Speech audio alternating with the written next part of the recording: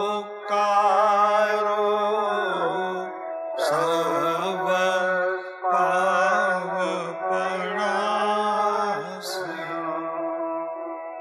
મંગળાણં ચ સવેશી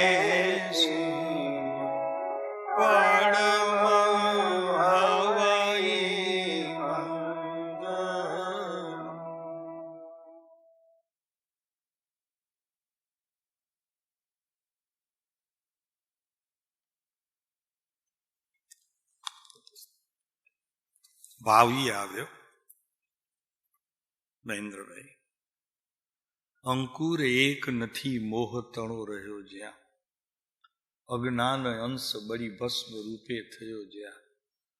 આ વાત કૃપાળુદેવની જે અત્યારે આ 469 પત્ર ચાલે છે ને એની રીતે સંધિ કરવાનો ભાવ થયો છે.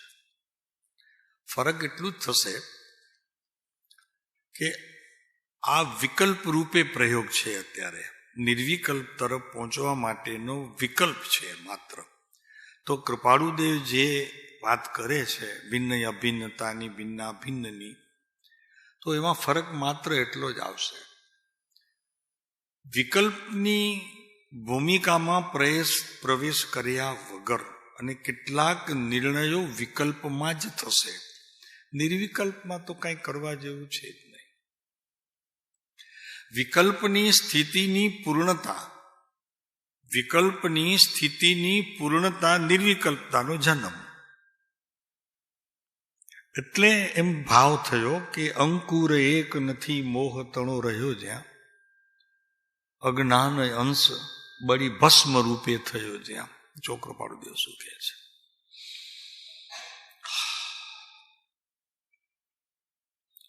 સૌથી અભિન્ન ભાવના છે.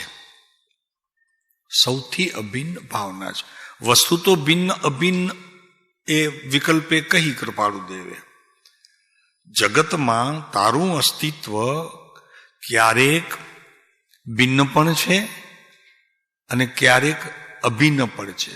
ક્યારે અભિન્ન છે ને ક્યારે ભિન્ન છે? તો કે ભિન્ન તો સતત દ્રવ્ય અપેક્ષા એ છે જ. હવે જ્યારે એ વિકલ્પની ભૂમિકામાં વસ્તુનો નિર્ણય કરે છે કે આ ભિન્ન છે, ત્યારે વિકલ્પની ક્ષેત્ર ત્યાં એમના માટે ઊભું છે. એક વિકલ્પનો ક્ષેત્રમાં એ ઊભા રહી અને આ વાત કરે છે કે એની નિર્વિકલ્પ સ્થિતિની, કે જગત અમારાથી ભિન્ન છે, જગત અમારાથી અભિન્ન છે, જગત ભિન્ના ભિન્ન છે. આ બધી વિકલ્પની શ્રેણી છે. પણ હવે એના વગર તો કોઈ આરો નથી. પહેલા વિકલ્પમાં કેટલાક જ્ઞાનના નિર્ણયો યથાર્થપણે ધારા પ્રવાહપણે પોતાના જ્ઞાનને નિર્વિકલ્પની ભૂમિ પ્રાપ્ત થાય એટલા માટે એનું શુદ્ધિકરણ જે કરે છે તે વિકલ્પની ભૂમિ છે.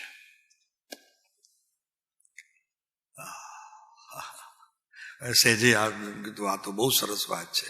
આજના જો કૃપાળુદેવ શું કે સૌથી અભિન્ન ભાવના છે.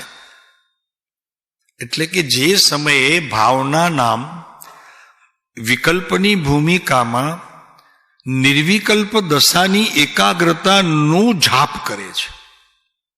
ઓહો, પ્રભુ સમજો, આ તો વિતરાગ વાણી છે. ફરીને એક વખત કહીએ છીએ, સૌથી અભિન્ન ભાવના છે. વસ્તુ તો જેમ છે તેમ જગતમાં રહી છે. જગત તમારી પાસે હોય તો એ કાંઈ ફરક નથી પડતો. તમારાથી ભિન્ન હોય, અભિન્ન હોય, ભિન્ના ભિન્ન હોય, કાંઈ ફેર નથી પડતો. જે ફરક પડે છે તે માત્ર ભાવના એટલે કે એકાગ્રતા તમારી ક્યાં પ્રવર્તે છે. તમે અત્યારે કયા પદાર્થની સાથે તમારું જ્ઞાન, તમારું દર્શન સંબંધીનો જે ઉપયોગ છે એ ઉપયોગ અત્યારે ક્યાં જોડાયો છે એની સાથે તમને સંબંધ છે. છતાં જગતની વાત વિકલ્પ રૂપે કહીને એક દ્રવ્યને બતાવે છે કે તમે ક્યાં છો. બસ બહારની ભૂમિ તો આટલી જ છે બતાવવા માટે.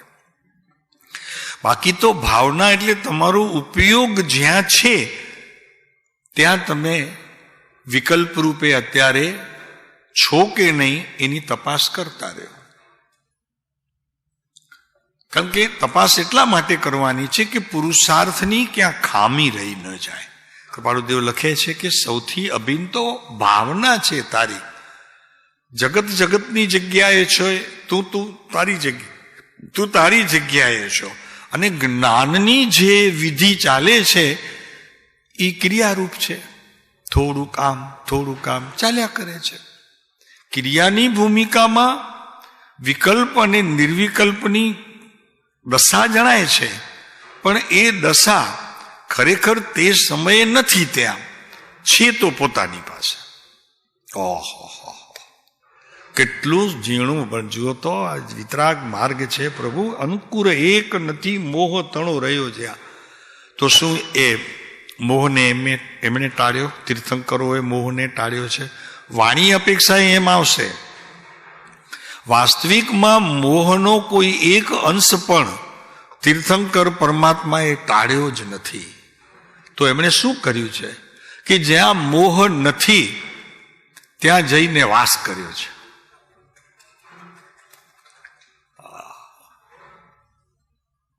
આપણે ઘર નથી છોડતા,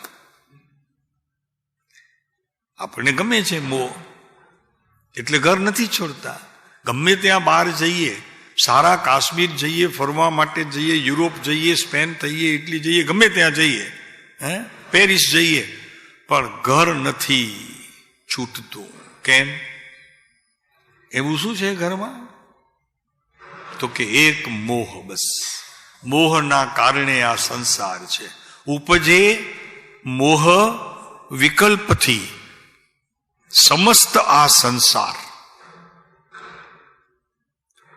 સંસાર મોહમાં છે. સંસાર બૈરી, છોકરા, કુટુંબ, ધન, ઘર, પ્રોપર્ટી કઈ જ એ નથી સંસાર. ઉપજે મોહ વિકલ્પથી. અને પાછો મોહનું પણ વિકલ્પ શબ્દ ઉમેર્યો. વિકલ્પ કીધો એને અહીંયા પણ. વિકલ્પ કેમ કીધું? કે તારો ઉપયોગ સતત વિકલ્પમાં રહે છે અજ્ઞાનીનો, પણ એમાં નિર્વિકલ્પનું કોઈ જન્મ થાય એવી વિકલ્પના ભૂમિમાં હજી પોતે પ્રવેશ કરતો નથી. વિકલ્પ સારી વાત છે. પેલા નિર્ણય તો કરે કે હું આત્મા છું, શુદ્ધ છું. એ ક્યાં કરશે? તો કે એ વિકલ્પની ભૂમિકામાં આટલો નિર્ણય તો કરવો પડશે. તો કે ના, મારે કરવું જ નથી, મારે આવા કોઈ વિકલ્પ જોઈતા જ નથી. પ્રભુ નહીં બને, તારે તો કરવું જ પડશે. પહેલામાં પહેલો તો નિર્ણય આ કરવો જ પડશે. કર્તા કર્મ અધિકારની અંદર એક ગાથા છે. એ ગાથામાં આ જ વાત સમયસારમાં જે કૃપાળુદેવે અહીંયા લીધું છે એ જ વાત સમયસાર, શબ્દો જુદા છે અને ભાવ તમે જે ખેંચો તે. સાહેબ એમાં છે તે નહીં? તો કે ના, એ કામનું નથી તમારે. કૃપાળુદેવ પ્રભુ શું કરે? તમારું જ્ઞાન તમારા માટે કાર્યકારી છે. એમના જ્ઞાનથી તમને એક પ્રકારનું બોધ મળે છે, અને બોધ મળે છે એની સાથે કળ મળે છે. કળ, જ્ઞાનીઓના જીવનને તપાસવાનો મિનિંગ શું છે? કે કળ મળે છે, એક તને બોધ મળે છે, અને સત્ય હકીકતથી તો વાકેફ થતો જાય છે. જેમ જેમ એ માર્ગમાં આગળ વધતો જાય છે તેમ તેમ તને સત્ય ભીતર તારી પ્રગટ થતું જાય છે. અંશે અંશે અંશે પણ. અહીંયા મોહ પણ અંશે, અને આ જ્ઞાન પણ અંશે સત્યને અનુસરતું પ્રગટ થતું જાય છે. સૌથી અભિન્ન ભાવના છે. જેટલી યોગ્યતા, જોયું શું મૂક્યું? જોયું શબ્દ? જેની જેટલી જ્ઞાનની યોગ્યતા, પુરુષાર્થની જેટલી જેની યોગ્યતા. સમજાય છે ને મહેન્દ્રભાઈ? બરોબર. મારે ક્ષેત્ર બદલવું છે, મારે કોઈ ક્રિયા નવી કરવી નથી. સમજો, પહેલા મારે કોઈ ક્રિયા માત્ર મને ક્રિયાનું સ્થાન બદલવું છે, ક્ષેત્ર બદલવું છે, ક્રિયા નથી બદલવી. ખ્યાલ આવે છે ભાઈ? આમાં બહુ સુંદર વાત છે. જો સમજાય તો હમણાં સમ્યક દર્શન લઈને બહાર નીકળો તમે. શું કીધું ભરતભાઈ, સમજાણો? ક્રિયા નથી બદલાતી, માત્ર ક્ષેત્ર બદલાય છે. હવે સમજી લો, જ્ઞાન કોઈ નવી જગ્યાએ રહેતું નથી. જ્ઞાનમાં રહેલું વિકલ્પ જે છે તે નિર્વિકલ્પ તરફ પોતાનું પગરણ માંડી દીધું છે. વસ્તુ તો એની છે બધી જગતમાં.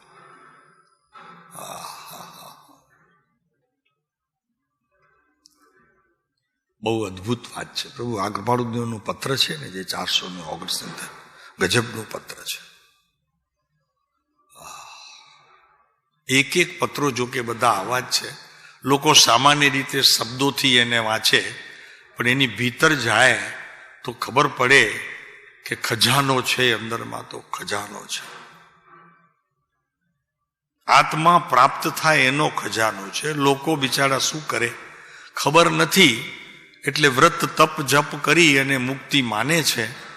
બિચારા મહેનત તો કરે છે એ પણ, એટલે કે પુરુષાર્થ તો એમનું એ ચાલે છે, પુરુષાર્થ તો ચાલે જ છે, પણ એમનું પુરુષાર્થ ખોટી જગ્યાએ છે. બસ એ સ્થાન જો બદલાઈ જાય, એટલે કે એનું ક્ષેત્ર બદલાઈ જાય, આમાં પ્રવેશી જાય, આટલી જ મહેનત આમાં પ્રવેશી જાય,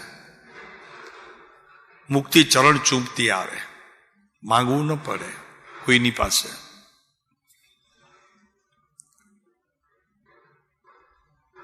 બસ આ ભેદ અને અભેદ, ભેદ અને અભેદનું ભેદ નહીં સમજાણું ને. જેની વાત 2 દિવસથી આવે છે, બહુ એકદમ જેની થોડીક સૂક્ષ્મ આવે છે. ભેદ અને અભેદ, તેનો ભેદ.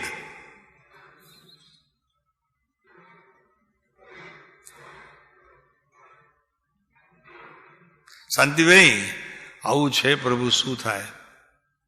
વસ્તુ સ્થિતિ બહુ નાજુક છે, આપણે બહુ સ્થૂળ છીએ, માટે અનંતકાળ ગયો તીર્થંકરની વાણી નથી સમજાણી, સત્પુરુષોના હૃદયને ઓળખી શક્યા નથી. એટલે જ્ઞાનરૂપી એમનું જે દીપક છે એમાંથી પ્રકાશનું એક પણ કિરણ આપણા જીવનની અંદર સમ્યક રૂપે જાણી શક્યા નથી. પ્રવેશવાની તો વાત દૂર રહો. માન્યા છે જ્ઞાનીને, પણ એ માનવું રહ્યું માત્ર માનવાથી આગળ ન ગયું. અને માન્યું તેને કહેવાય કે એમનું એક કિરણ આપણા જીવનના કોઈક એક ખૂણાને, એક અંશને જો જગાડે અને ત્યાં પ્રકાશના કિરણો જો પડે, એટલે પડવામાં કારણ તું છો, એ પ્રકાશ કારણ નથી. એ અંશની શુદ્ધિનું જ્ઞાન તને સમ્યક પ્રકારે તારા જ્ઞાનની કરામતમાં એ ચાલ્યું હોય તો આ બધી ભીતરની વાત છે, બહારની કોઈ વાત નથી. જૈન વિતરાગ માર્ગ 12માં છે જ નહીં. લોકો માને છે ભ્રમણામાં છે. વિતરાગ માર્ગની હરેક વાત, જૈન દર્શનની હરેક વાત કહો, અને કહો તો અરિહંત પરમાત્માનો ધર્મ 12 છે જ નહીં. દુઃખ સાથે કહીએ, ઘણી વખત ગુરુદેવ કહેતા કે શું કરીએ ભાઈ, આ વાત કરવી પડે છે અમારે. સત્ય ઈ છે, આના સિવાય જો સત્ય બીજું કોઈ શોધવા જઈએ તો અમે અસતમાં પડીએ.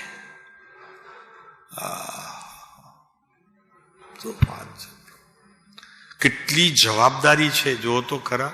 ધર્મને જ્યારે તમે વિશ્વ સમક્ષ મૂકો છો, તમારી અનેક ગણી જવાબદારી વધી જાય છે. એમાં જરી જો તમે કહેવામાં ચૂક્યા અને એ જીવ કંઈક ધર્મને બીજી રીતે સમજીને કંઈક પ્રયત્ન કર્યો, પુરુષાર્થ કરે, અને એને કાંઈ ફળ ન મળે ને ખાલી હાથે જાય, તમારી જવાબદારીમાં તમે સપડાયા છો, અને એનું બંધન પણ તમારે સ્વીકારવું પડશે. કેમ કે અસત બોધ એ પણ એક પ્રકારનું ખરેખર તો કર્મ જ છે. 148 પ્રકૃતિઓની અંદર કર્મમાં આ વાત મૂકી છે કે બીજાને ખોટે માર્ગે ચડાવી અને સત ત્યાં સિદ્ધ કરવું, ખોટે માર્ગે કહી ચડાવી અને અસતને સતરૂપે સ્થાપિત કરવું, આપું આ 148 પ્રકૃતિઓમાંથી 6 પ્રકૃતિઓ એને અનુરૂપ છે. સત્કારણ કરવું, કરાવવું, અનુબંધવું વગેરે 4 મન વચન કાયાથી બધું. બહુ જવાબદારી છે બાપુ. શ્રવણ કરવા કરતા કેનારની જવાબદારી ઘણી મોટી છે. એમાં કંઈ પણ પોતે વિપરીતપણે કોઈ એક વાક્ય પણ કહી દે, લોકોનું અહિત થાય, દંડ એને છે. લોકને તો છે જ, પણ એને વિશેષ છે. આપણને કોઈ કહી દે કે ભાઈ ભુજ ક્યાં આવ્યું, હવે છે આ બાજુ, ને આપણને કોઈક આ બાજુ બતાવી દે, શું સ્થિતિ થાય આપણી? ભુજ તો આવે જ નહીં, અને વળી કોકને પૂછીએ તો કે તમે ઊંધે રસ્તે છો, વળી પાછા વળીએ. આ તો સામાન્ય વાત છે, પણ આમાં કોઈ કહે તમને કે તમે જે રસ્તે અત્યારે ધર્મ માની રહ્યા છો, ખરેખર તમે ઊંધે માર્ગે છો, તો એને સમજાવવું બહુ કઠણ છે. ઓલા તો પાછા વળશો તમે, એમ કે દ્રષ્ટાંત બી બહુ સ્થૂળ છે. પણ આ તો દ્રષ્ટાંત એવા સૂક્ષ્મ હોય કે શું વાત કરો છો તમે, શું વાત કરો છો?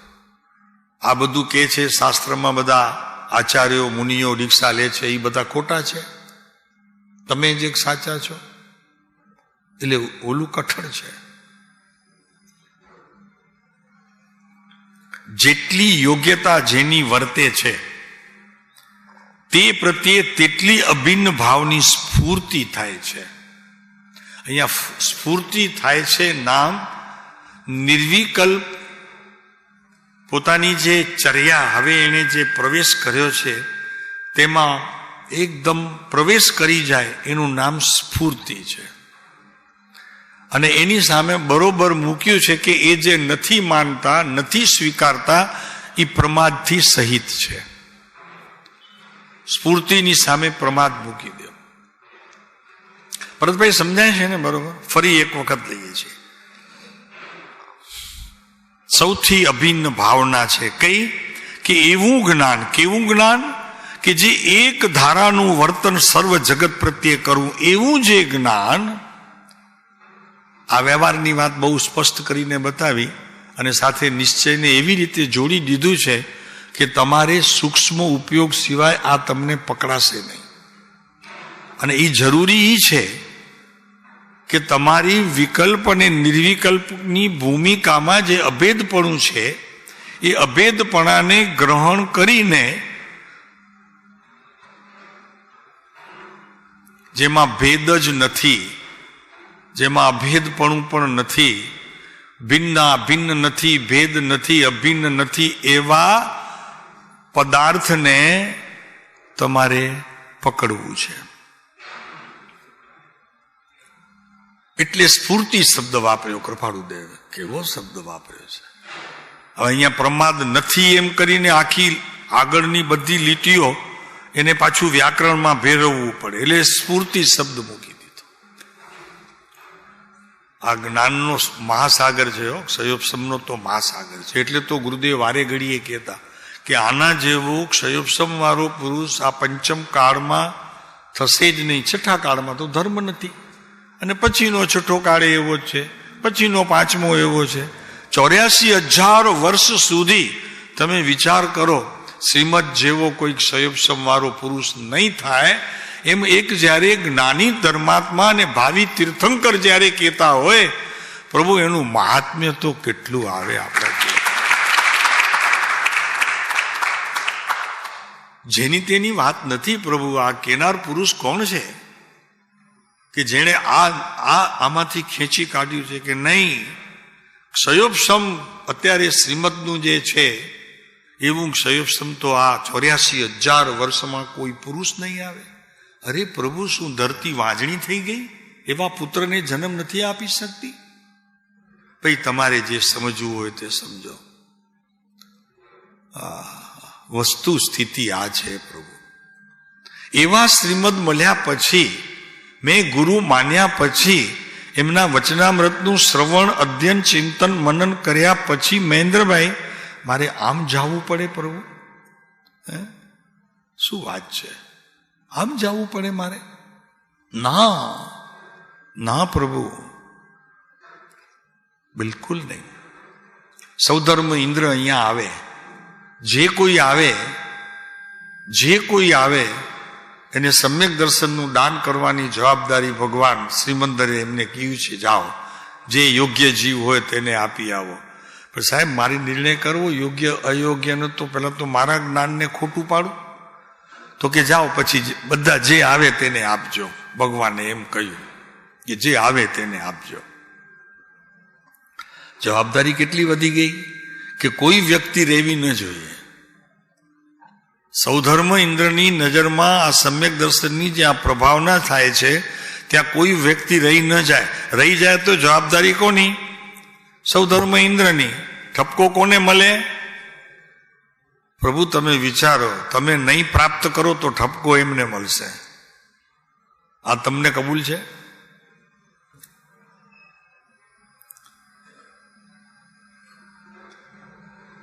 પૂછે ઇન્દ્ર તો કેમ બધા? તો કે કોક રહી ગયું હશે, પરમાત્મા ભગવાન કોક રહી ગયું હશે. નહીં ચાલે. ઠપકો સાંભળવાની તૈયારી નથી આપણી.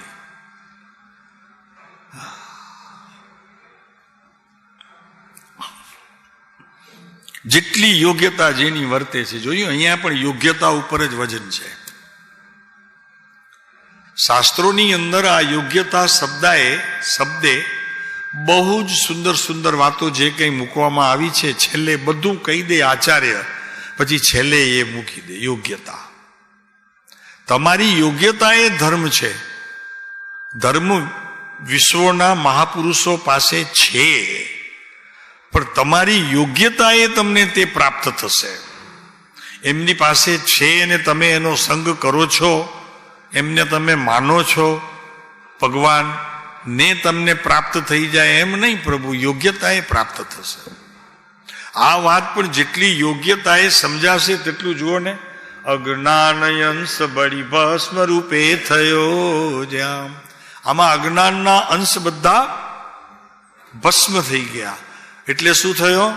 પોતાની પર્યાયમાં હવે એ ભાવની ઉત્પત્તિનો કાળ જ ગયો. એને કયો ભાવ કહેવાય? પ્રાગભાવ. કયો ભાવ કહેવાય? હવે ખબર નથી એમને. છે ને 5 પ્રકારના ભાવ છે ને, 4. કયો ભાવ છે આ? હા, પણ હવે આમાં કયું છે? આ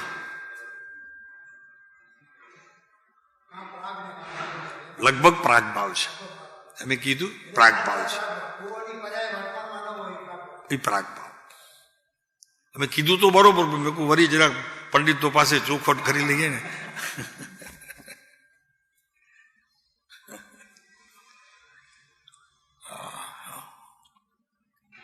શાંતિભાઈ, ઈચ્છામી ઘમાસમડો વંદ્યું જાવડી જાય મથેણ વંદાવી. મારે સાહેબ સાતામાં? તો કે હો સાતામાં કાંઈ પીને. શું કરે? બહુ દૂર વયા ગયા છે મહાવીરથી લાખો તો કૃપાળુદેવ ત્યારે કહેતા હતા, હવે તો અંતર ગણતરીમાં આવે એવું છે જ નહીં, એટલું અંતર વધતું જાય છે. તે પ્રત્યે જેટલી અભિન્ન ભાવનાની સ્ફૂર્તિ થાય છે, જોયું? યોગ્યતા પછી પણ કૃપાળુદેવે આ શબ્દ મૂક્યો. શું શબ્દ મૂક્યો છે?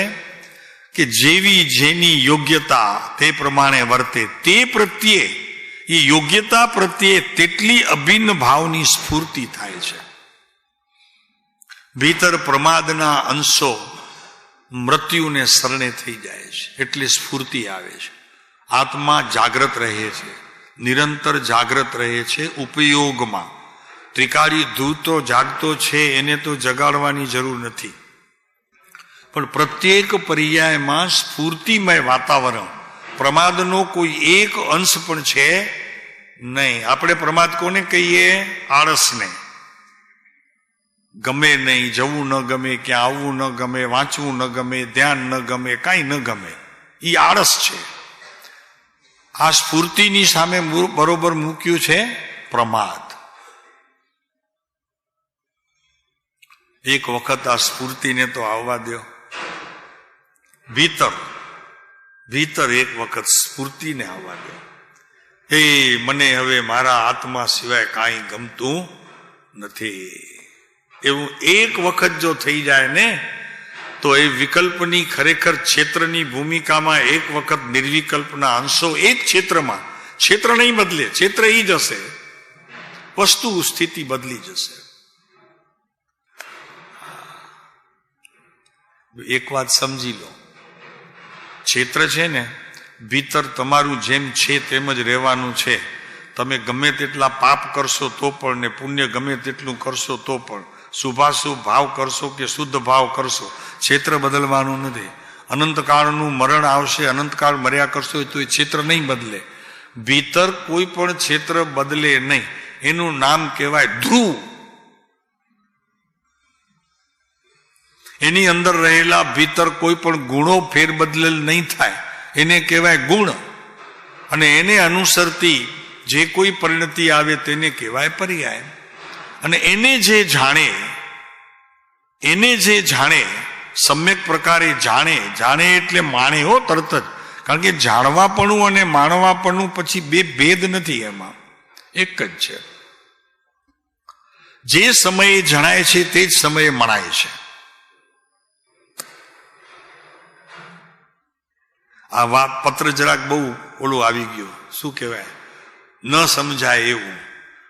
અને મજા એ છે કે સમજાય તો અત્યારે કહીએ ને, બહાર પેલા કીધું ને સમ્યક દર્શન લઈને બહાર નીકળો, એવું આ પત્ર છે. એટલે કીધું હતું કે સામાયિક કરજો, એનું રોજ પ્રતિક્રમણ કરજો, રોજ એક વખત આટલો પારિગ્રાફ વિચારજો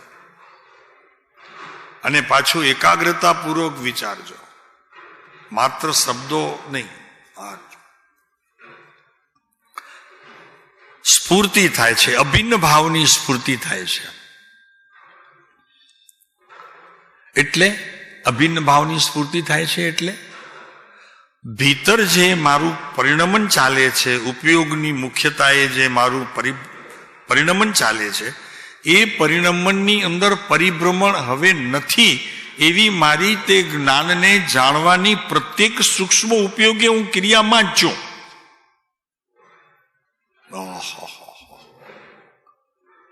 અદ્ભુત છે પ્રભુ. આ પત્ર તો કોઈ કૃપાળુ દેવીએ જે સમયે લખ્યું છે, નામ જ આપ્યું છે અમૃત પત્ર. અમૃત પત્ર. અને એ કોઈના ઉપર લખાયેલો નથી, લખીને મૂકી રાખ્યું હશે, કોઈકને મોકલવાનું હશે, પછી મોકલાવાયું નથી.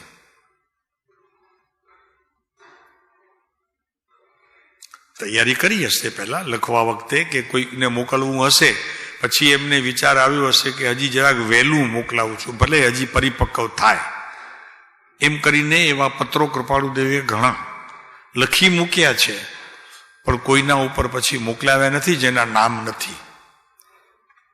બનવા જોગ છે એવું પણ હોય કે કદાચ નામ ન પણ મળ્યું હોય તો અહીંયા ન છપાયું હોઈ શકે છે, એ પણ બની શકે છે. બંને વસ્તુ બની શકે. આપણે કઈ એકદમ ઠોસપણે નથી કહી શકતા.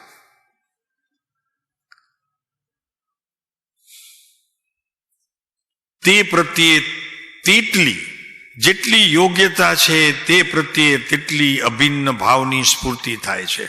હવે આગળ કે છે, કવચિત કરુણા બુદ્ધિથી વિશેષ સ્ફૂર્તિ થાય છે.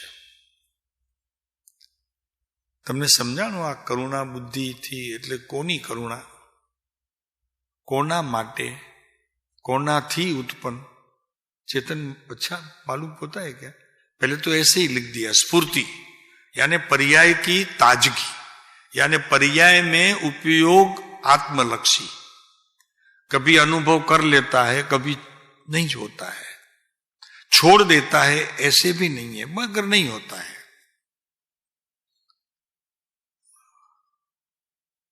अरे जुओ तो खरा, જેને કહેવાય ને કે કોઈ જોયું નથી હો કે આ અમારું પત્ર કોઈ વાંચશે તો એને સમજાશે કે નહીં.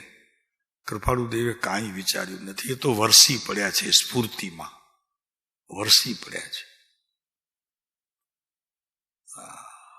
શાંતિભાઈ કેવું હશે, કેટલી ભીતર કરુણા હશે. આમ વરસી પડ્યા છે, આપવામાં કાંઈ બાકી નથી રાખ્યું. એમ નથી જોયું કે ભાઈ આને સમજાશે કે નહીં. અગર હું એને આપું છું તો એ બીજાને વાત કરશે તો ટીકા પાત્ર થશે. કાંઈ કોઈ જાતની આમ વિચાર જ નહીં, અને વરસી પડ્યો છે આ પુરુષ. પહેલા લખ્યું કે પોતાની વર્તમાન પર્યાય સ્ફૂર્તિદાયક છે, પછી લખે છે કે કરુણા બુદ્ધિથી વિશેષ સ્ફૂર્તિ થાય, એટલે લોકો સુધી આ વાત પહોંચે. હમણાં જેના ઉપર લખાયું હતું એના ઉપર, પછી તો લોકો સુધી પહોંચશે.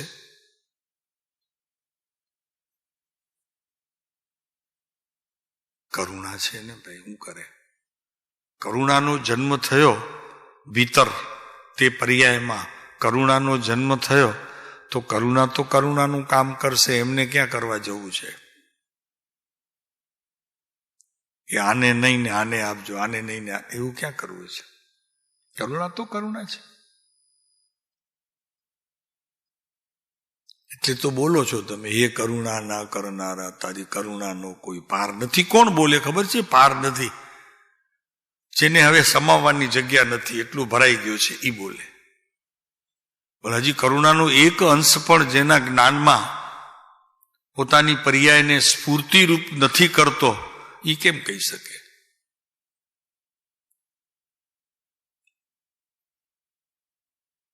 એ કહી જ નહીં શકે. કૃપાળુદેવના વચનો જેના જીવનની અંદર સ્ફૂર્તિદાયક થાય, એટલે શું?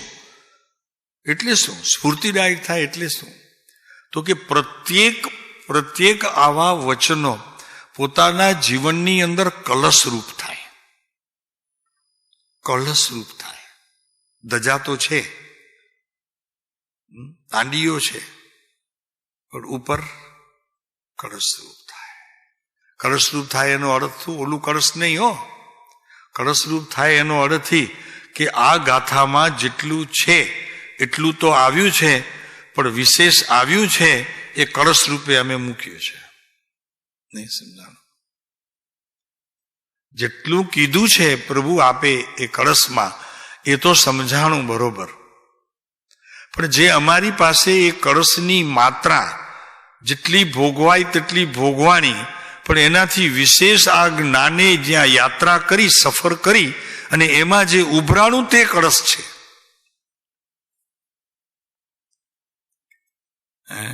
ભરતભાઈ શું છે આ લખે છે ને, એમાં એમ જ થયું છે. પદ્મધારી મલદેવે જે કળશો લખ્યા છે ને, તમે નહીં માનો. સોરી, પહેલા હું કુંદકુંદ ભગવાનની મિશામી દુક્રમ લઈ લઉં અને પછી વાત કરું છું કે ભગવાન આપની મૂળ ગાથાઓથી આ કળશ વિશેષ શોભતા કર્યા હોય તો પદ્મધારી મલદેવે. આવા તો આચાર્યો હતા, ને આ તો મુનિ હતા. હજી આવા મુનિઓ, આવા આચાર્યો કે જે મૂળ ગાથાને પણ ભાવરૂપે જે તે કહી શક્યા છે, એનાથી વિશેષ ચોખવટ કરીને પદ્મધારી મલદેવે જે કહ્યું છે પ્રભુ, એટલે તો ભરતભાઈ પોતા માટે લખે છે, અમે તીર્થંકર થવાના છીએ. અમારે તીર્થંકર નામ કર્મ ઉપાર્જન થઈ ગયું છે. શેનાથી? કુંદકુંદ આચાર્યના નિયમસારના ગ્રંથ વાંચ્યા પછી, એનો અભ્યાસ કર્યા પછી, એને કળશો આપ્યા પછી અમે આપ બધાને કહીએ છીએ કે પરમ કૃપાળુ દેવનું એક પત્ર વાંચો, તમારી શક્તિએ તમે કળશ આપો, તમે તીર્થંકર નામ કર્મ ગોત્ર ઉપાર્જન કરશો. કેમ કે જ્ઞાનીઓના વચન છે.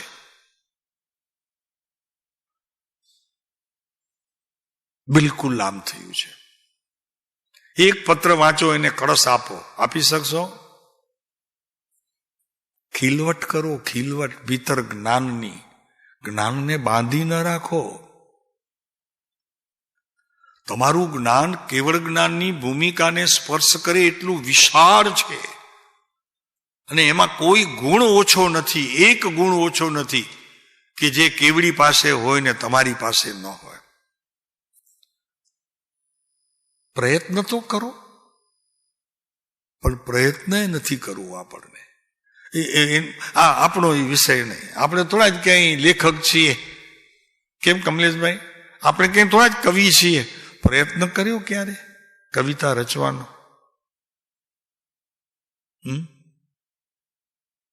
તો પછી તમે કેમ કહી દો છો કે આપણું ગજું નહીં? તમારું ગજું ભીતર હોય પણ, અને તમે એને કામે ન લગાડ્યું હોય તો તમે એમ જ કહેવાના હો, ના એ આપણું કામ નથી. હું ક્યાં કવિ છું, હું ક્યાં લેખક છું, હું ક્યાં ફિલોસોફર છું? ને બધા ગુણ તમારી ભીતર છે હો, બધા ગુણ ભીતર છે, એને તમે અવસર નથી આપતા. બહુ સરસ વાત કરી દીધી એડિશનની. એડિશન બહુ સારી, ભરતભાઈ બહુ સારી વાત કરતા હતા. પછી એમને ક્યારેક બેસાડીને આ વાત કરજો, એમ કરજો નહીં, તમે કરાવજો. એ તો કરશે નહીં. તમે કહેજો કે સાહેબ કહેતા હતા એ શું વાત હતી ઓલા એડિશનની, જેને 1,000 વસ્તુઓને એનો સ્પોર્ટ કરીને એને વિશેષ કરીને વૈજ્ઞાનિકો સમક્ષ મૂકી દીધું કે આમાંથી આ થશે, આમાંથી આ થશે, આમાંથી આ થશે, આમાંથી આ થશે. આલ્વા એડિસન ને, આલ્વા એડિસન. બહુ સરસ પ્રસંગ જાણવા જેવો છે. આપણે અત્યારે આને પૂરું કરીએ, પછી કેજો બધાને. સરસ એકદમ આમ જેને કહેવાય ને કે એમ ચોટદાર છે, તમે અંદરમાં જાગી જાઓ એવું છે. મને નહીં ફાવે કહેતા.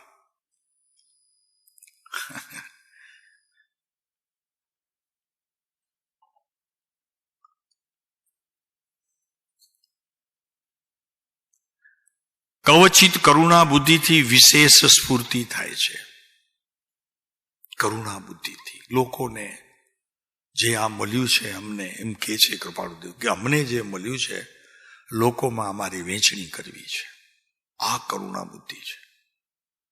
પંચમ કાળના જીવો તરસ્યા ન રહી જાય, અને જો તરસ્યા રહી જાય તો પછી અમારા જેવા જ્ઞાનીનું અહીંયા આવવું ના આવવું બધું એ સરખું થયું. કેમ કે જોઈ લીધું પંચમ કાળમાં અત્યારે દેખાય છે કે ધર્મના નામે અત્યારે ધર્મ નહીં, ધર્મ નથી ચાલતો. ધર્મનું નામ ચાલે છે પણ ધર્મ નથી ચાલતો. એમાં આ સતવાત કહેવાનો અમારા જીવનની અંદર અમને જે અવસર આવ્યો છે એ અવસર લોકો વચ્ચે એની પ્રભાવના કરીએ. કેમ ભાવ ના આવે?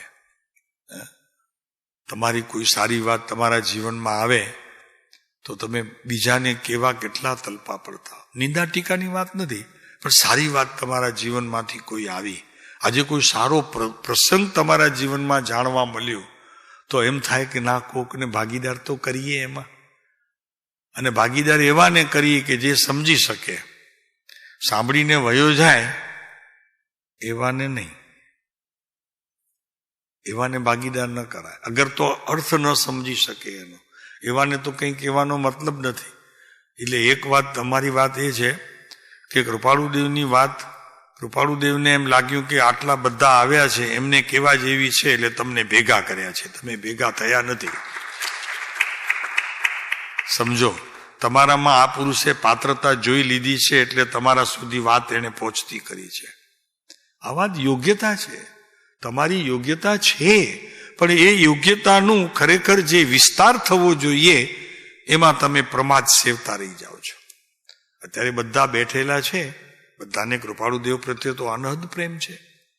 એ પુરુષ જ જોઈએ છે, બીજો કોઈ જોઈતોય નથી. આટલી વાત તો સત્ય છે, પણ એનો વિસ્તાર સમજવા માટે આપણી તૈયારી એટલા માટે નથી. પ્રમાદે આપણને રોકી રાખ્યો છે.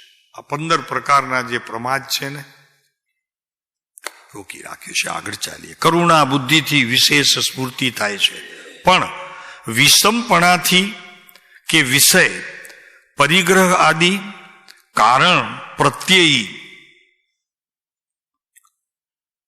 તે પ્રત્યે વર્તવાનો કંઈ આત્મામાં સંકલ્પ જણાતો નથી.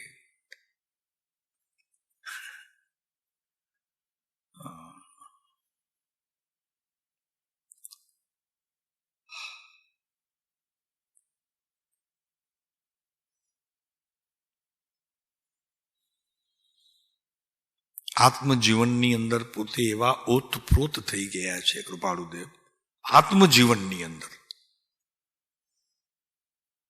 જીવન તો બધા માટે છે, આપણા માટે પણ જીવન તો છે, પણ આત્મજીવન માટે એ એટલા બધા ઓતપ્રોત ભીતર થઈ ગયા છે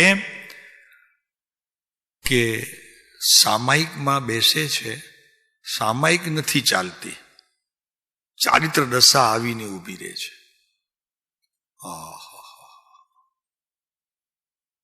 એક વાત, ચારિત્ર દશાને જ્યારે પાડવા માટે પોતે પ્રયત્ન કરે છે, ઇન્દ્રિયોના વિષયથી જ્યારે પાડવા માટે વિષય કરે છે કે ભાઈ આને ખસેડું, આ બરોબર નથી, ત્યારે સંયમ દશાની ધાર પ્રગટે છે. અને જ્યારે સંયમ દશાના જે ભેદો છે એમાં જે પાડવા માટેની વૃત્તિ છે, મુનિપણાના ભાવથી, સંયમના હેતુથી યોગ પ્રવર્તતા, જ્યારે યોગ એમના એ રીતે મનવચન કાયાના પ્રવર્તે છે, ત્યારે કેવળ જ્ઞાનની સ્મૃતિ થઈ આવે છે. વિચાર કરો, એકને ધ્યાનમાં લેવો ત્યાં એનાથી ઉચ્ચ કક્ષાનો બીજો ભાવ આવીને ઊભો હોય. જ્યાં બીજાને હજી સમજવાનું સહેજ પ્રયત્ન કરીએ તો એનાથી ઉચ્ચ કોટીનું પ્રકાર એ પોતાના પ્રમાણ જ્ઞાનની અંદર અનુભવ સ્વરૂપ થાય છે. હજી આગળ જાય તો કે એને પણ હજી કોઈક સંભાવે પોતાના જ્ઞાનમાં સ્થાન આપવાનો જ્યાં પ્રયત્ન કરે છે ત્યાં કેવળ જ્ઞાનની ભૂમિકા જણાઈ જાય છે. જેને પ્રવેશ કરતા હોય કેવળ જ્ઞાનમાં એવું એમને જણાઈ જાય છે. તમે જ્યારે મિથ્યાત્વના અભાવમાં જ્યારે હો છો, ત્યારે સત શ્રવણ કરવા માટે હો છો, ત્યારે તમારા જીવનની અંદર સત તો શ્રવણ થાય છે, પણ તે સતના પરિણામ તમને ત્યારે અનુભૂતિરૂપ થવા જોઈએ. આગળ ચાલીએ. સતનું જ્યારે પ્રમાણ તમને અનુભૂતિરૂપ જ્યારે થવા જાય છે ત્યારે ભીતર તમારી સ્ફૂર્તિ તે સમયની અવસ્થાઓમાં એટલી વધી જવી જોઈએ કે સાહિક સંકિતના લક્ષણો ત્યાં તમને પ્રગટ અનુભવાય છે, પ્રગટ્યા નથી. અને જ્યારે સાહિક સંકિત તરફ તમારું જ્યારે પ્રયાણ થાય છે અને તમારી ભૂમિકામાં આ વાત આવે છે, ત્યારે તમને એમ થાય છે કે સાહિક સંકિત નહીં, સાહિક ચારિત્રની વાત આવીને ઊભી રહે છે.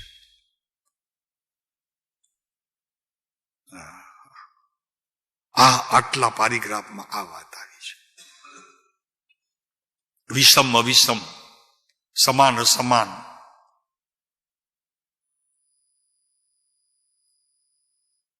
અને પછી લખે છે કે કારણ પ્રત્યે તે પ્રત્યે વર્તવાનો આત્મામાં તો સંકલ્પ જણાતો નથી. કારણ પ્રત્યે એટલે કારણની સામે જવા માટે અમારી પાસે હવે કોઈ તૈયારી જ નથી.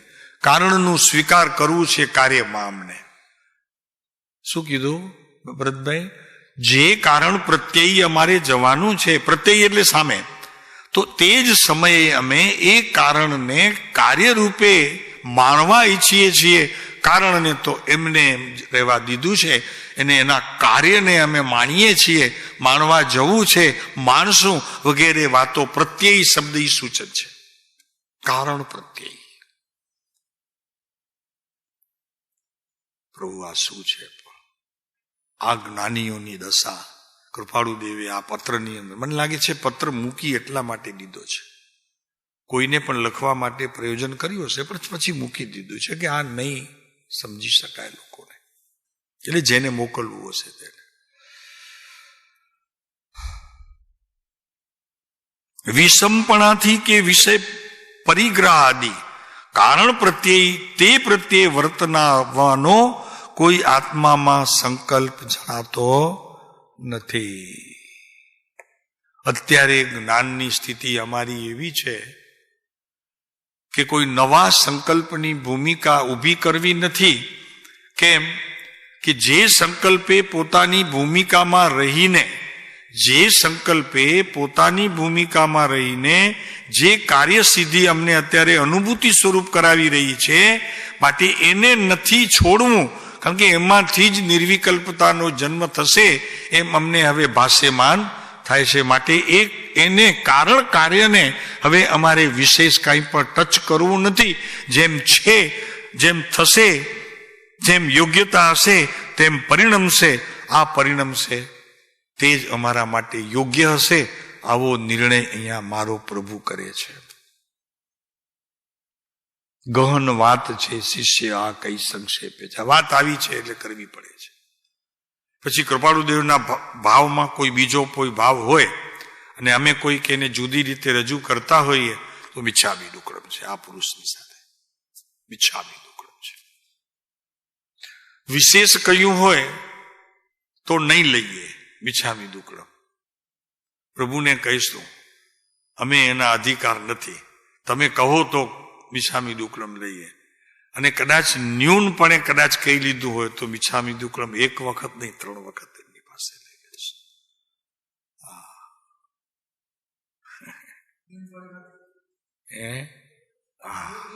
શું કરે પ્રભુ. બાકી બધું એનું છે. પ્રભુ જગાડે છે ઈ, સુવાડે છે ઈ, સમજાવે છે ઈ, જણાવે છે ઈ, મણાવે છે ઈ, ચાલે છે ઈ, ઉતારે છે ઈ, બધું ઈ જ કરે છે. આપણે છૂટા છીએ.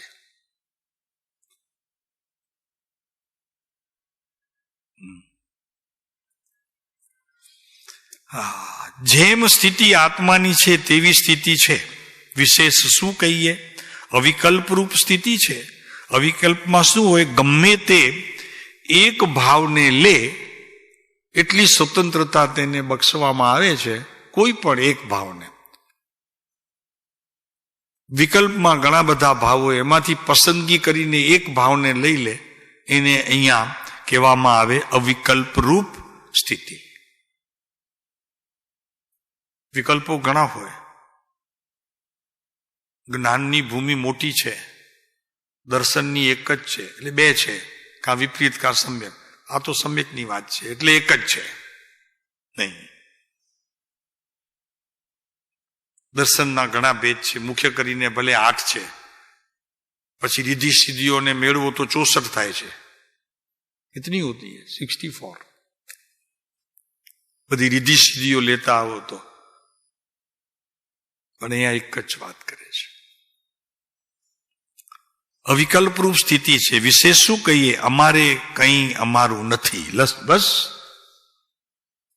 અમારે કંઈ અમારું નથી. શું આવ્યું એમાં? મહેન્દ્રભાઈ જુઓ છો આ શું લખે છે? જુઓ, અમારે કંઈ અમારું નથી. વિશેષ શું કહીએ? કે બીજાનું નથી કે બીજું નથી. અરે શું શબ્દો છે પ્રભુ. ક્યાંની ભાષા છે આપને ખબર છે? આ ભાષા ક્યાંની છે? ચોથા કાળની મહાવિદ્ય ક્ષેત્રથી આવેલી આ વાત એમના અંતરમાં કોઈકે બેસાડી દીધી કૃપાળુદેવને. અને ભાગ્યશાળી આપણે છીએ કે આ વાક્યનો વિચાર નથી કરવો, એને ખોલવું પણ નથી, માત્ર એને વંદન કરવા છે. પ્રભુ આ ભાવને તમારા વંદન, અમારા વંદન. પ્રભુ તમે શું કહેવા માંગો છો અમે નથી સમજી શક્યા. અમારી ક્ષયોક્ષમની શક્તિનો ત્યાં હવે કિનારો દેખાવા માંડ્યો એટલે હવે અમે નથી સમજી શકતા. અમને ઉતરવાની જ વાર છે, હવે ઉતરી જઈશું. શાંતિભાઈ આવું છે પ્રભુ. શું થાય? આપણી પહોંચ જ નથી. આનો અર્થ કરવો આપણી પહોંચ નથી. એટલે જ પહેલા એમના મિચ્છામી દુક્કડમ લીધા. સમજાયું હોય એટલું, જેટલું સમજ્યા હોઈએ એટલું કીધું. ભરતભાઈ શું છે? ક્યાં પણ વિશેષ ન કહેવાય જાય. અમારે કંઈ અમારું નથી. વિશેષ શું કહીએ? અમારે કંઈ અમારું નથી એટલે વસ્તુની વાત નથી. આ બહારના પરદ્રવ્યની કોઈ વાત નથી, પર પદાર્થની કોઈ વાત નથી, પર ભાવની કોઈ વાત નથી. પર પદાર્થ, પર દ્રવ્ય, પર ભાવ કઈ અમારું નથી. આની વાત અમે નથી કરતા. આ તો જે આ નિર્વિકલ્પ ભૂમિકામાં પ્રવેશ કરવા પૂર્વે સવિકલ્પ અને વિકલ્પની ભૂમિકામાંથી જેનો જન્મ થયો એ નિર્વિકલ્પ અનુભવોનું આ ખાલી એક નાનકડું પ્રસંગ તમને કહીએ છીએ કે અમારે કંઈ અમારું નથી.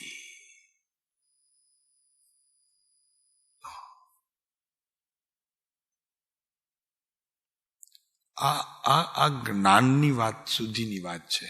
કોઈ પદાર્થની વાત નથી, કોઈ ભાવની વાત નથી, નહીં કોઈ બહારની લક્ષ્મીની વાત છે. બસ આ પત્રને વંદન કરજો રોજ. 1, 2, 3, 4 વંદન કરતા રહેજો. અને જેટલું થાય તેટલું ગોલન નહીં, જેટલું આવે તેટલું ગોલન કરજો. એ યોગ્યતાની અંદર તમારું પુરુષાર્થ સમાઈ રહેલું હશે. એ યોગ્યતાની અંદર તમારું પુરુષાર્થ સમાયેલું હશે. બીજાનું નથી કે બીજું નથી, જેમ છે તેમ છે. લ્યો બસ.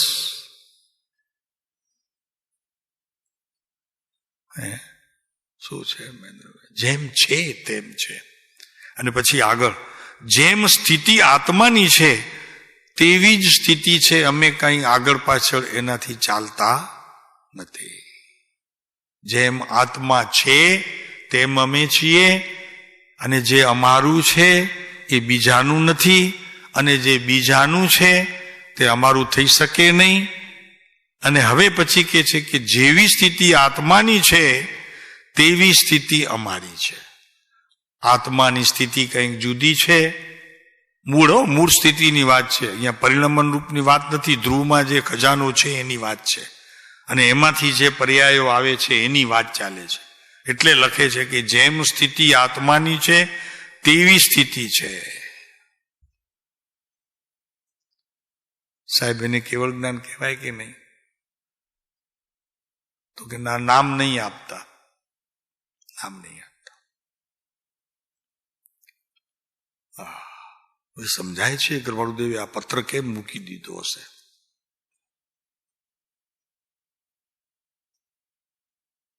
સર્વ પ્રકારની વર્તના નિષ્કપટપણાથી ઉદયની છે. લ્યો, નિષ્કપટ એટલે એમ કે અમે કાંઈ આમાં વધારાનું નથી લખ્યું. કપટની તો વાત જ નથી, પણ અમે કાંઈ આમાં વધારાનું નથી લખ્યું, ન્યૂન નથી લખ્યું. જેવું અમને જે સમયે જ્ઞાને અમને સ્વીકાર્યો, જ્ઞાને અમને સ્વીકાર્યો નહીં. પ્રભુ સમજાણું આ વાક્ય? જ્ઞાને અમને જેમ સ્વીકાર્યો તે વાત અમે અહીંયા રજૂ કરી છે. પ્રભુ આપ કેવળ જ્ઞાનની સભામાં બેઠા હોય એવું લાગે. આ કેવડીની સભા છે, આ પુરુષ બેઠો છે. શું હશે ત્યાં, કેવા વાતાવરણની અંદર આપનો ઉછેર થશે સમજી લેજો ચોથા કાળમાં. ભરતભાઈ બહુ ગૂઢ છે આ, નથી કરતા આપણે એનો અર્થ પણ અત્યારે. કેવડીની સભા કેવી હોય અને તમારી હાજરીમાં કોઈક જીવ કેવળ જ્ઞાનને પામે તો તે સમયનું વાતાવરણ કેટલું બધું બદલાઈ જાય છે. સભામાં સુગંધિતો ઇન્દ્રિયોના વિષયને પોષે એવી હોય છે, એ વાત નથી. પણ તમારી ભીતર રહેલું આ આત્મ પદાર્થની તે સમયની સ્થિતિ, એની આ વાત ચાલે છે. એની આ વાત ચાલે છે.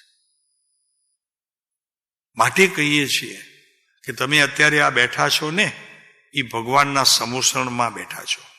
આ ભગવાન બેઠો છે. ત્યાં શું સર્જાશે અને ત્યારે તમારી પણ શું સ્થિતિ હશે એ તમે માપી લેજો, અત્યારે ગણી લેજો. આ સમજતી વખતે તમારું જ્ઞાન ખરેખર સૂક્ષ્મ ઉપયોગી પરિણમ્યો છે કે સ્થૂલપણાને હજી એને છોડ્યું નથી. જો અંશો પણ એના થોડાક પણ કંઈક જાણવામાં આવ્યા હશે, કંઈક એને પલટી કરી હશે, ગુલાટ મારી હશે, તો આપ ખરેખર તે વખતે આનંદના હિલોળે હશો. જોને કહે છે, અંકુર એક નથી મોહ તણો રહ્યો જ્યાં, અજ્ઞાન અંશ બળી ભસ્મ રૂપે થયો જ્યાં. આ સમોષ્ટની વાત છે. આનંદ જ્ઞાન નિજ વીર્ય અનંત છે જ્યાં, ત્યાં સ્થાન માંગુ જીનના ચરણાંબુજોમાં.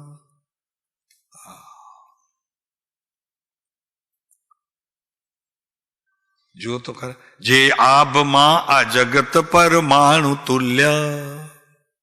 બાપરે, આખું જગત પરમાણુ તુલ્ય. બાપરે, સમોસણમાં તમે જ્યારે બેઠા હશો, તમે સમોસણમાં જ્યારે બેઠા હશો ત્યારે જગત તમને માત્ર એક તમારા જ્ઞાનની અંદર એક પરમાણુ માત્ર જણાશે. એ પરમાણુ માત્રની મળે ન સ્પર્શતા એ શબ્દ કૃપાળુ દેવે મોક્ષ આપણે અપૂર્વ અવસરમાં લીધો છે. પરમાણુ માત્રની મળે ન સ્પર્શતા. એ પરમાણુ નહીં, આ રજકણની વાત નથી.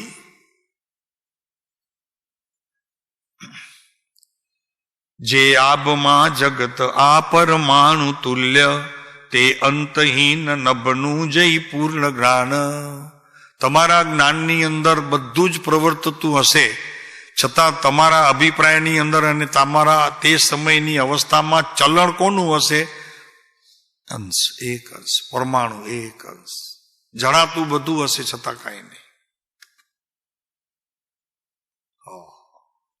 આજે આપ જોયું તો મેં કીધું આજે આજના પત્રની સાથે સુમેળ ખાય એવું છે.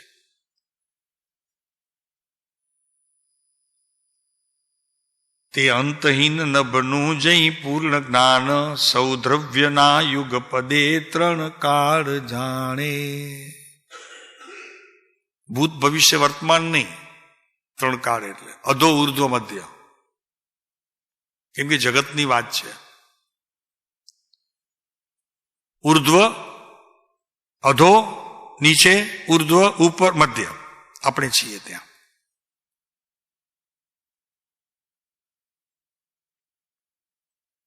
અરે તે નાથને નમન હો મુજ નમ્ર ભાવે. આવા હરિહંત પરમાત્માને મારા નમ્ર ભાવે નમન કરું છું. નમ્ર ભાવ એટલે બહુ વિનયપૂર્વક નહીં. નમ્ર ભાવનો અર્થ ઈ છે, અત્યારે નમ્ર ભાવનો અર્થ આમાં ઈ કરવો આપણને કે પ્રભુ અમારા પ્રાપ્તિને અમે રાહ જોઈ રહ્યા છીએ. ઈ નમ્ર ભાવ છે. ભીતર એવો ભાવ છે પ્રભુ કે હવે આને તો કોઈ પણ રીતે અમારે પ્રાપ્ત કરવું છે. ઈ નમ્ર ભાવ છે. નમ્ર ભાવ આમ વિનયપૂર્વક વંદન કરે એમ નહીં.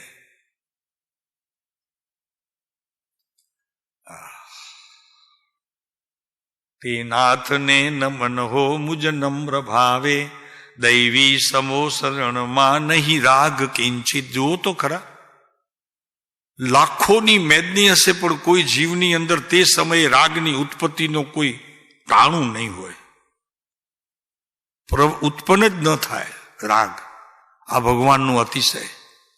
બીજા તો ઘણા અતિશય છે. અહીંયા વળી હિંમતભાઈએ નવું અતિશય કાઢ્યું. ભાવ છે એમ જ હોય. શા માટે બીજો ભાવ હોય? ભગવાન પ્રત્યેનો રાગ ભાવ હોય. એ રાગને છોડીને બીજો રાગ નહીં એમ કહેવાનો આશય છે. હોય તો એક જ રાગ હોય, નહીં તો રાગ હોય જ નહીં. કયો રાગ હોય? ભગવાન પ્રત્યેનો વિતરાગનો રાગ હોય, બાકી બીજો રાગ હોય નહીં. તો કે સાહેબ તો બધા રાગની એક ક્ષણ કંઈક વચમાં પડે તો બધા વિતરાગ થઈ જાય. ભાઈ, જ્ઞાન અપેક્ષા એ તો એમ જ છે, શ્રદ્ધા અપેક્ષા એ તો એમ જ છે, ચારિત્ર અપેક્ષા એ જે દોષ હોય એ પૂર્ણ કરશે. છે શું એમાં?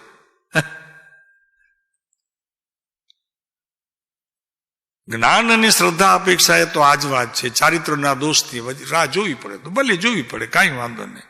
બેની શુદ્ધિ થઈ, વાલાને થઈ છૂટકો, ક્યાં જશે? દૈવી સમો શરણમાં નહીં રાગ કિંચિત, ધૂલી મલિન પણ જ્યાં નહીં દ્વેષ કિંચિત. મજા એ કે છે કે કદાચ દ્વેષ હશે, મલિન હશે, કદાચ અવસ્થાઓમાં મલિનતા હશે, પણ કે છે એમાં દ્વેષ કિંચિત. ધૂલી મલિન પણ જ્યાં નહીં દ્વેષ કિંચિત. આત્મા મલિન અવસ્થામાં છે, પણ જેટલી વાર તમે સમોષણમાં છો એટલી વારમાં તમારી પાસે દ્વેષની ઉત્પત્તિનો કોઈ ચાન્સ નથી. જાઓ પહેલા દ્વેષ કરતા જજો, પછી જજો. ત્યાં નહીં કરી શકો. આત્મામાં મલિનતા છે, ગઈ નથી, અને છતાં બારમાં તેની ઉત્પત્તિ થશે, સમોષણમાં નહીં થાય. આ સમોસણનો અતિશય. ભગવાન બાપુ આ શું છે? હા, બાજુમાં બેઠા છે. સસલો ને વાઘ બાજુમાં બેઠા હોય. અને પાછું મજા એ છે, બેઠા તો ભલે હોય, સસલો નિર્ભય હોય. સસલો ત્યારે નિર્ભય હોય, એને ડર ન હોય. ઓલો મારે તો નહીં, એ તો વાત જુદી. પણ ત્યારે સસલાના ભાવમાં શું છે તો કે એ નિડર છે, ત્યારે એને ભય નથી. જેવું સમવસ્ત્રમાંથી બહાર નીકળે એટલે ભય શરૂ થઈ જાય. ત્યાં સુધી ભય નથી. ભગવાન બેઠા છે.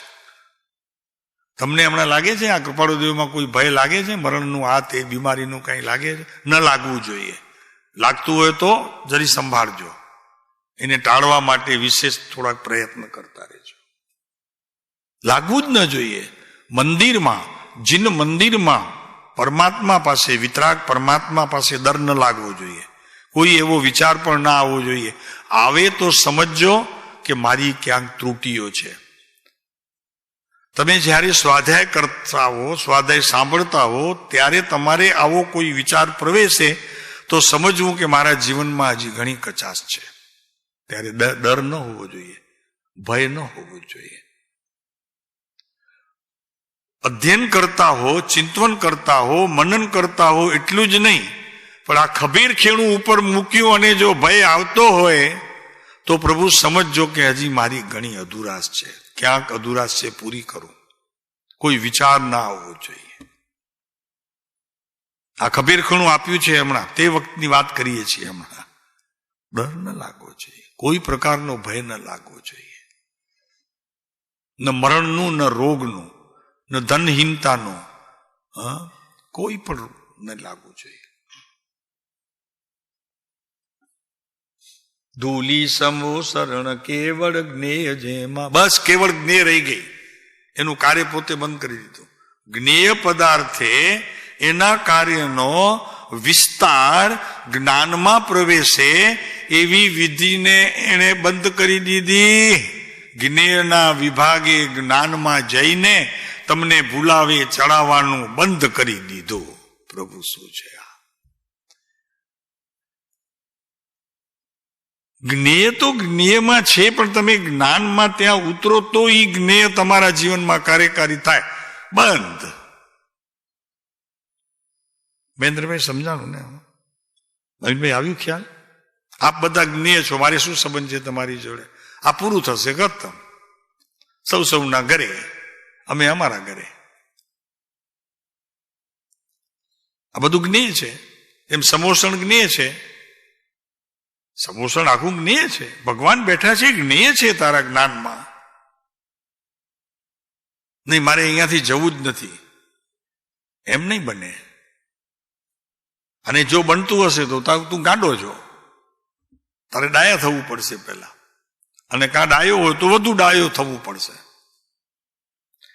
દૂલી સમો શરણ કેવળ જ્ઞેય જેમાં તે જ્ઞાનને નમન હો જીનજી અમારા. જુઓ તો ખરા, જીનજીને નમન નહીં ને જ્ઞાનને નમન નહીં. વાત સમજો જરા, ઉતાવળ નહીં કરો. સમજવામાં ઉતાવળ ન કરો. સમજાણું? ગુરુદેવ પૂછે તેમ પૂછીએ. આમાં કઈ સમજાણું? કેવળ જ્ઞાનને નમસ્કાર. તીર્થંકર પરમાત્માને એ કેવળ જ્ઞાન પ્રગટ્યું છે એને નહીં. એને આદર, એનો આદર, એનું સન્માન, એનો વિનય, એનો વિવેક, એ બધું હોય. પણ મહિમા તે જ્ઞાનને નમન હો જીનજી અમારા. હે જીન ભગવાન, એવા તમારા ભીતર પ્રગટેલા કેવળ જ્ઞાનને અમારા નમસ્કાર છે.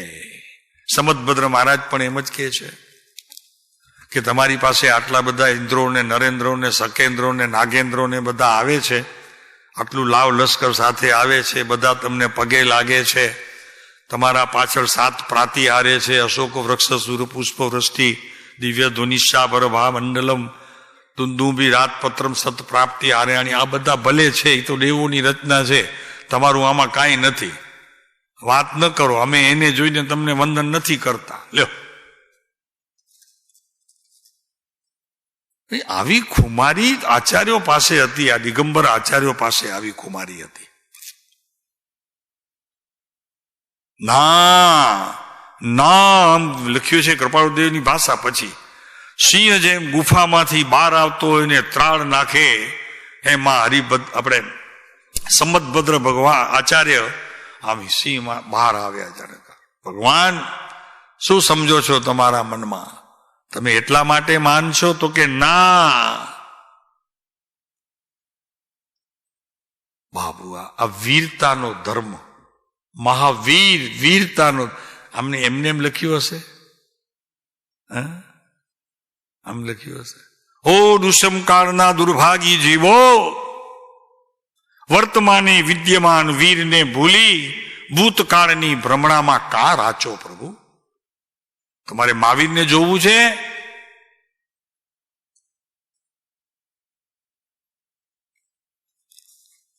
કઈ ખુમારી હશે ભીતર? તમે વિચાર તો કરો. આ શબ્દોમાં તાકાત કેટલી હશે? આવું કેવું સહેલું નથી. આવા શબ્દો જો ખરેખર અનુભૂતિ વગર નીકળે, અનુભવ ન હોય ને નીકળે, અને ત્યારે સ્વચ્છંદ હોય, બાપુ મોત આવે, નરકે જવું પડે. તો યોગ્યતા એ નીકળે. આચાર્યોના પણ યોગ્યતા એ નીકળે છે. એટલી પોતામાં મૂડી હોય છે પોતાની પાસે. એ કહેવાનો અધિકારી એમને છે, તમારા મારા જેવાનો અધિકાર નથી. એ કહી શકે આચાર્યો કે ભગવાન તમને જોવાથી અમને રાગ થાય છે માટે અમે નથી આવતા. કોણ કહી શકે? સામાન્ય માણસ કહેવા જાય તો મરી જશે, ડૂબી જશે સંસારમાં, ચાલ્યો જશે નિગોદમાં ધીરે ધીરે. ચાળા ન પડાય, ચાળા પડાય. તમે એના જેવા હો તો ચાળા પડાય. ચાળાનો નિયમ છે. એક છોકરો માસ્તરને ફરિયાદ કરવા ગયો, આમ પાછળ બેઠો હતો અને એ આગળ હતો. તો કે મારા એ ચાળા પાડે છે. પણ તું ગાંડા જુએ શું કામ છે પણ એની સામે? ચાળા પાડી તને ક્યારે ખબર પડી? એને જોયું ત્યારે, ન જોયું હોત તો? એમ અહીંયા વાત છે પ્રભુ. બહુ જવાબદારી છે. શાસ્ત્રમાં છે માટે હું શબ્દ પ્રયોગ કરીને લોકોને ભ્રમિત કરું કે મને ખબર છે જો હું કહું છું. ના પ્રભુ, એમ ન હોય. ડૂબી જઈશ. ચાલો પ્રભુ, સમય જીવવું.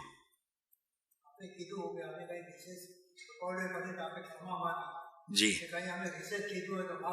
જી.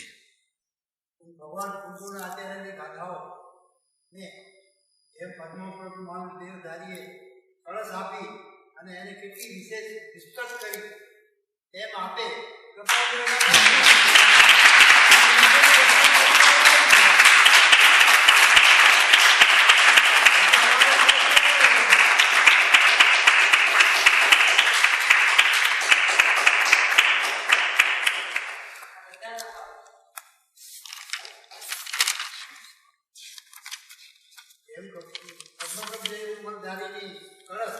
આપણને જેમ ઉપયોગી પડી થઈ તેમ આ તમે જે કળશ ચડાવ્યો એ વાત અમને ઉપયોગી થઈ ગઈ. અમારા જીવનમાં એ બહુ આગળ વધારવાનું કામ. કુંદ કુંદે રચ્યું શાસ્ત્ર, સાથિયા અમૃતે પુર્યા. રાજચંદ્ર ઉગ્યો દિવ્ય, ભારત ગગનાગણે. જ્યોતિ વિસ્તરતો સૌમ્ય, અખિલ વિશ્વ મંદલે. ધન્ય તે દેશ સૌરાષ્ટ્ર, ધન્ય આ ભારત ભૂમિ. રાજકલ્પતરુ જન્મે, ધન્ય ગામ વવાણિયા. धन्य ते शब्द जीत तात, ધન્ય તે માત દેવકી. કૃષ્ણની માનું નામ દેવકી હતું.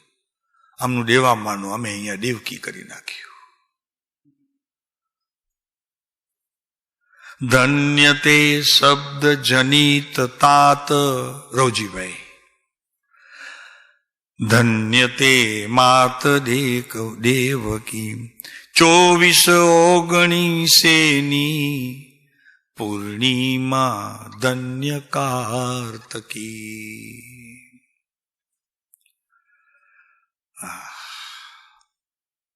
આ વાણિયો ગ્રામ વાણિયાનો, અપૂર્વ સતવણી કસુ જાણો.